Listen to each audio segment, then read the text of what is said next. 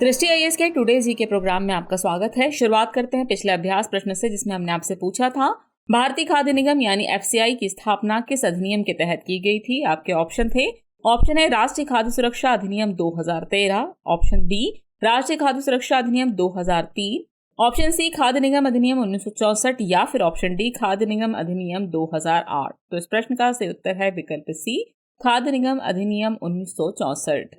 आप में से कई व्यूअर्स ने इस प्रश्न का एकदम ठीक जवाब दिया है। इसी तरह अपने सुझाव, प्रतिक्रियाएं और जवाब हमें भेजते रहिए, हमें इसका इंतजार रहता है। चलिए अब इस प्रश्न से रिलेटेड आगे की बात को एक्सप्लेनेशन से समझते हैं। हाल ही में भारतीय खाद्य निगम यानी एफसीआई द्वारा गेहूं की ई नीलामी की गई। ये गेहूं और आटे की कीमत को नियंत्रित करने हेतु बाजार हस्तक्षेप के लिए भारत सरकार की पहल का एक हिस्सा है। भारतीय खाद्य निगम यानी एफसीआई भारत सरकार का एक सांविधिक निकाय है। इसकी स्थापना खाद्य निगम अधिनियम 1964 के तहत खाद्य नीति के निम्नलिखित उद्देश्यों को पूरा करने के लिए की गई थी। पहला, किसानों के हितों की रक्षा के लिए प्रभावी मूल्य समर्थन अभियान चलाना। दूसरा, सार्वजनिक वितरण प्रणाली के लिए पूरे देश में खाद्यान्न का वितरण करना। और तीसरा, राष्ट्रीय खाद्य सुरक्षा सुनिश्चित करने के लिए खाद्यान्नों के परिचालन और बफर स्टॉक के संतोषजनक स्तर को बनाए रखना। इसलिए विकल्प सी सही है।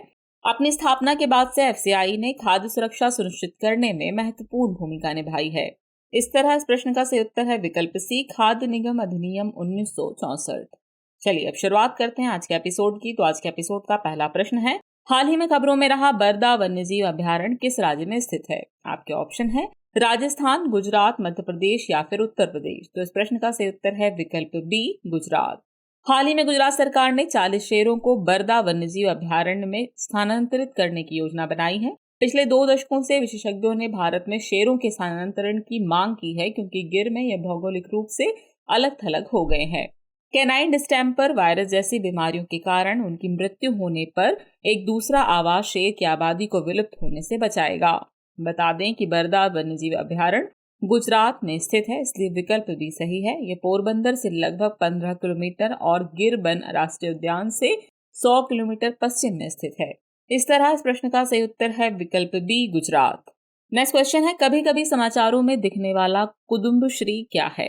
आपके ऑप्शन है केरल की मार्शल आर्ट, तमिलनाडु का लोक नृत्य, स्वयं सहायता समूह या फिर कठपुतली। तो इस प्रश्न का सही उत्तर है विकल्प सी, स्वयं सहायता समूह। चलिए एक्सप्लेनेशन देखते हैं। हाल ही में भारत के राष्ट्रपति ने तिरुवनंतपुरम में केरल सरकार द्वारा आयोजित नागरिक स्वागत समारोह में भाग लिया। इस अवसर पर राष्ट्रपति ने कुदुम्बश्री के रजत जयंती समारोह का उद्घाटन किया। उन्होंने अनुसूचित जाति और अनुसूचित जनजाति समुदायों के युवाओं के बीच रोजगार और स्वरोजगार के अवसर पैदा करने के लिए एक कार्यक्रम उन्नति भी लॉन्च किया। आपको बता दें कि कुदुम्बश्री केरल सरकार के राज्य गरीबी उन्मूलन मिशन द्वारा कार्यान्वित गरीबी उन्मूलन और महिला सशक्तिकरण कार्यक्रम है। ये दुनिया के सबसे बड़े महिला स्वयं सहायता नेटवर्क में से एक है, इसलिए विकल्प सी सही है। 2011 में केंद्रीय ग्रामीण विकास मंत्रालय ने कुदुम्बश्री को राष्ट्रीय ग्रामीण आजीविका मिशन के तहत राज्य ग्रामीण आजीविका मिशन के रूप में मान्यता दी। इस तरह इस प्रश्न का सही उत्तर है विकल्प सी, स्वयं सहायता समूह। अगला प्रश्न है, पीएम मित्र पहल किससे संबंधित है। आपके ऑप्शन है कौशल विकास, वस्त्र, इथेनॉल सम्मिश्रण या फिर इस्पात। तो इस प्रश्न का सही उत्तर है विकल्प बी, वस्त्र। हाल ही में भारत के प्रधानमंत्री ने कहा कि तमिलनाडु, तेलंगाना, कर्नाटक, महाराष्ट्र, गुजरात, मध्य प्रदेश और तमिलनाडु में पीएम मित्र मेगा टेक्सटाइल पार्क स्थापित किए जाएंगे, इसलिए विकल्प भी सही है।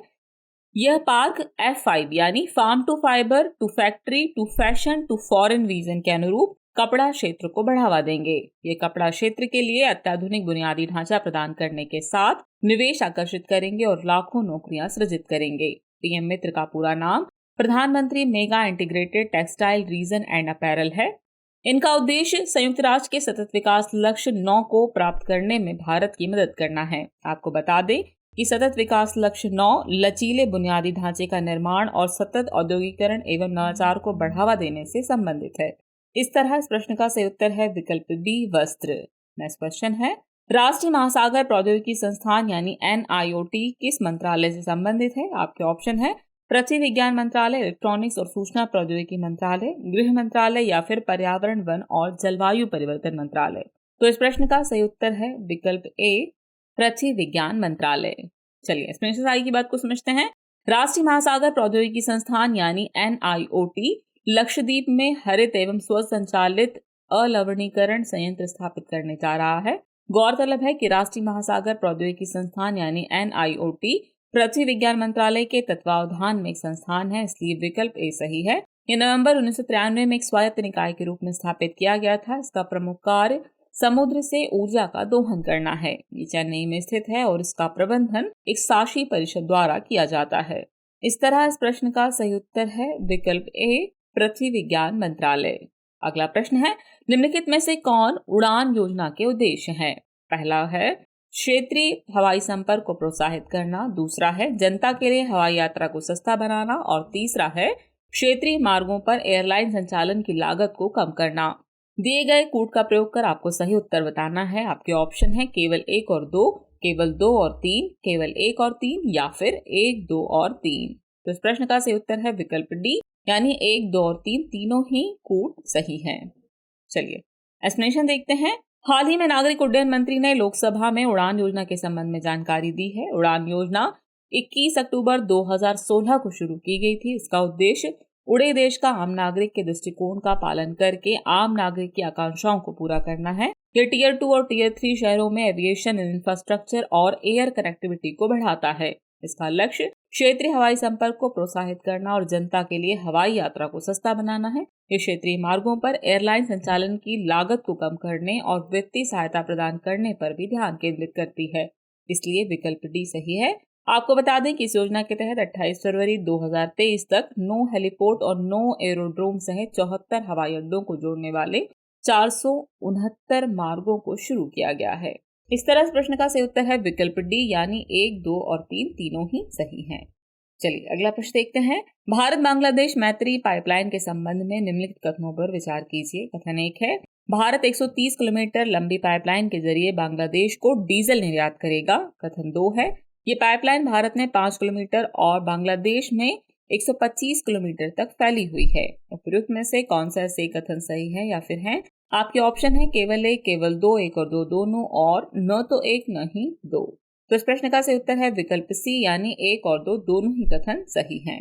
चलिए एक्सप्लेनेशन से आगे की बात को समझते हैं। हाल ही में भारत के प्रधानमंत्री और बांग्लादेश की प्रधानमंत्री ने वीडियो कॉन्फ्रेंस के माध्यम से भारत बांग्लादेश मैत्री पाइपलाइन का उद्घाटन किया है। भारत बांग्लादेश तेल पाइपलाइन का निर्माण 3.46 अरब रुपए की लागत से किया गया है और इसे भारतीय लाइन ऑफ क्रेडिट से तैयार किया गया है। भारत 130 किलोमीटर लंबी पाइपलाइन के जरिए बांग्लादेश को डीजल निर्यात करेगा, इसलिए कथन 1 सही है। ये पाइपलाइन बांग्लादेश क्षेत्र के अंदर 125 किलोमीटर और भारत के अंदर 5 किलोमीटर तक फैली हुई है, इसलिए कथन 2 सही है। इस प्रकार विकल्प सी सही हुआ।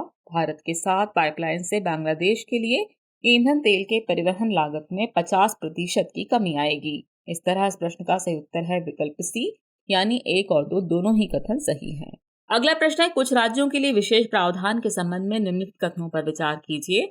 कथन 1 है, संविधान के भाग 21 में अनुच्छेद 371 से 371 जे में 12 राज्यों के लिए विशेष प्रावधान है। कथन 2 है, मूल रूप से संविधान ने इन सभी राज्यों के लिए विशेष प्रावधान किए थे। उपयुक्त में से कौन सा से कथन सही है या फिर है? आपके ऑप्शन है केवल 1, केवल 2, 1 और 2 दोनों, और न तो 1 न ही 2। तो इस प्रश्न का सही उत्तर है विकल्प ए, यानी केवल 1 कथन ही सही है।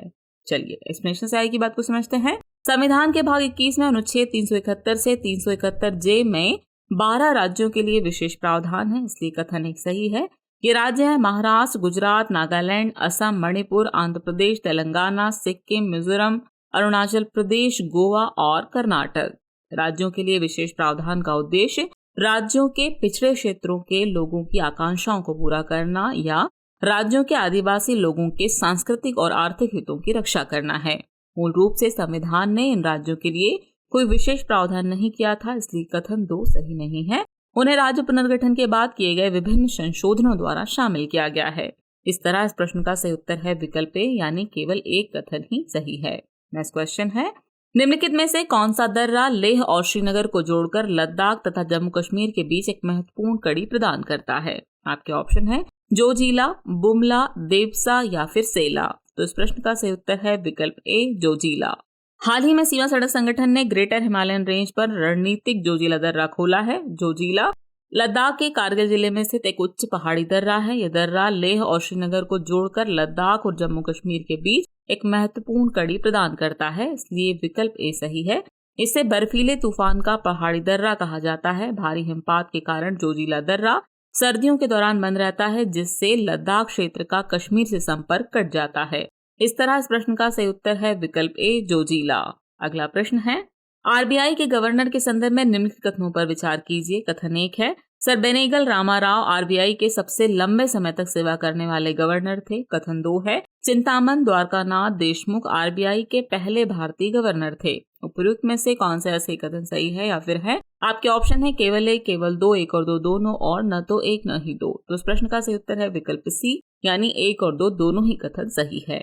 हाल ही में अंतर्राष्ट्रीय पब्लिकेशन सेंट्रल बैंकिंग ने भारतीय रिजर्व बैंक के गवर्नर शक्तिकांत दास को गवर्नर ऑफ द ईयर 2023 पुरस्कार प्रदान किया है। आपको बता दें कि भारतीय रिजर्व बैंक की स्थापना भारतीय रिजर्व बैंक अधिनियम 1934 के प्रावधानों के अनुसार 1 अप्रैल 1935 को की गई थी। इसके पहले भारतीय गवर्नर चिंतामन द्वारकानाथ देशमुख थे, इसलिए कथन 2 सही है। जबकि सर बेनेगल रामाराव सबसे लंबे समय तक सेवा करने वाले गवर्नर थे, इसलिए कथन 1 सही है। इस प्रकार इस प्रश्न का विकल्प सी सही होगा। वहीं शक्तिकांत दास भारतीय रिजर्व बैंक के वर्तमान गवर्नर है। इस तरह इस प्रश्न का सही उत्तर हुआ विकल्प सी, यानी 1 और 2 दोनों ही सही हैं। चलिए अब हम पहुंच गए एपिसोड के अंतिम प्रश्न पर। तो अंतिम प्रश्न है, एक्सरसाइज सी ड्रैगन 23 का आयोजन किसके द्वारा किया जा रहा है? आपके ऑप्शन है रूस, चीन, अमेरिका या फिर उत्तर कोरिया। तो इस प्रश्न का सही उत्तर है विकल्प सी, अमेरिका।